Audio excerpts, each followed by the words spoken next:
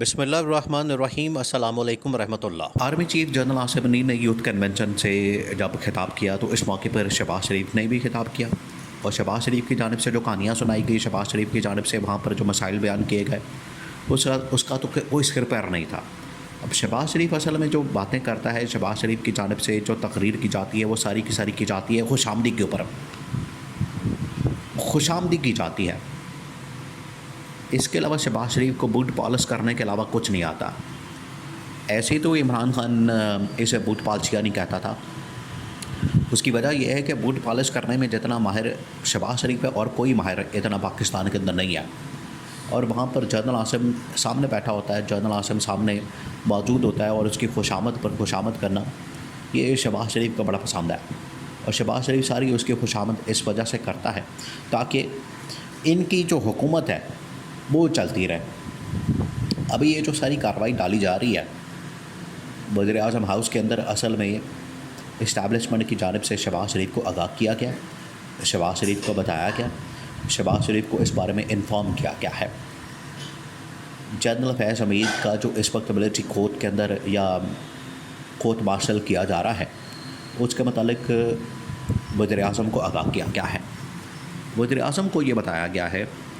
Establishment کی جانب سے کہ جنرل فیض حمید کے اوپر جو اس وقت چارجز ہیں وہ آپ کو پتہ ہے کہ پریس ریلیز کے اندر دو چارج تھے، ایک تھا ٹاپ سٹی کیس کا اور دوسرا تھا آرمی ایکٹ کی وائلیشنز کا۔ آرمی ایکٹ کی جو وائلیشنز ہے اس کے متعلق شہباز شریف کو آگاہ کیا گیا، اور اس کے اندر بتایا گیا کہ شہباز شریف کو سامنے رکھ کے کہ عمران خان کے ساتھ اور پی ٹی آئی کے ساتھ جنرل فیض حمید کا تعلق تھا۔ عمران خان اور پی ٹی آئی کے ساتھ جنرل فیض حمید نے ریٹائرمنٹ کے بعد بھی ان کے ساتھ تعلقات رکھے، ان کے ساتھ ریلیشن رکھا، ان کے ساتھ بات چیت کی، ان کے ساتھ جو ہے وہ ساری سیٹنگ کی۔ ایک بات، دوسری بات یہ کہ انہوں نے کہا ہے کہ جو 9 مئی کا واقعہ ہوا ہے اصل میں یہ حکومت کے خلاف اور فوج کے خلاف بغاوت تھی، سازش تھی، یہ بھی رپورٹ کیا گیا ہے۔ اور اس وقت مختلف ٹی وی چینلز کے اوپر باقاعدہ اس کو سورسز کے تھرو رپورٹ کیا جا رہا ہے، ریکارڈ کے اوپر لایا جا رہا ہے، اور وہ اس کے اوپر بات کر رہے ہیں۔ اور حیران کن بات یہ ہے کہ فوج کی جانب سے تو اس کے اوپر زیادہ تفصیل نہیں شیئر کی گئی، نہیں بیان کی گئی، لیکن بہت سارے لوگ یہاں پر اپنے اپنے سورسز کے تھرو یہ باتیں کر رہے ہیں۔ اگر یہ باتیں ان کی جانب سے کی جا رہی ہیں اپنے اپنے سورسز کے تھرو، اپنے اپنے ذرائع کے تھرو، تو یہ بات آپ ذہن میں رکھیں کہ جس طریقے سے آرمی کے معاملات کے اندر مداخلت کرنا یا جنرل فیض جو کہ آرمی ایکٹ کی وائلیشنز کر رہے تھے، خلاف ورزی کر رہے تھے، تو اگر یہ انفارمیشن لیک کی جاتی ہے اور ملٹری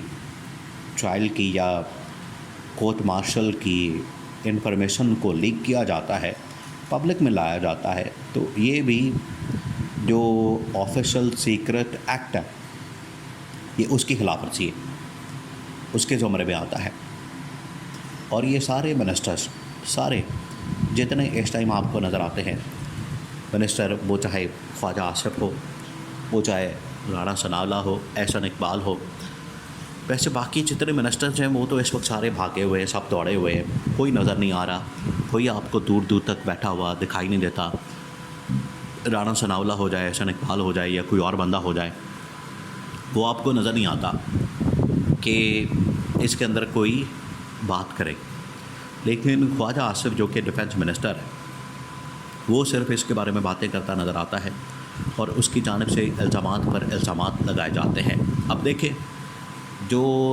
نئے الزامات لگائے گئے ہیں ان کی جانب سے اور دوبارہ سے اس کو بھڑکایا جاتا ہے، یہ ایک خاص قسم کی واردات نون لیگ کی جانب سے ڈالی جا رہی ہے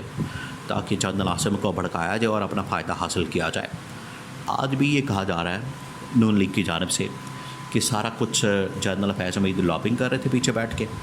جنرل فیض آرمی چیف بننا چاہتے تھے، جنرل عاصم کی تعیناتی روکنا چاہتے تھے، اور اس کے پیچھے ہماری جو ملاقاتیں ہوتی تھیں وہ جنرل اعجاز امجد کے گھر میں ہوتی تھیں۔ جنرل اعجاز امجد جو کہ جنرل باجوہ کے سسر تھے، اور جنرل فیض حمید کے سسر بھی بریگیڈیئر فاروق، وہ اور جنرل باجوہ کے سسر جنرل اعجاز امجد دونوں اصل میں دوست ہیں،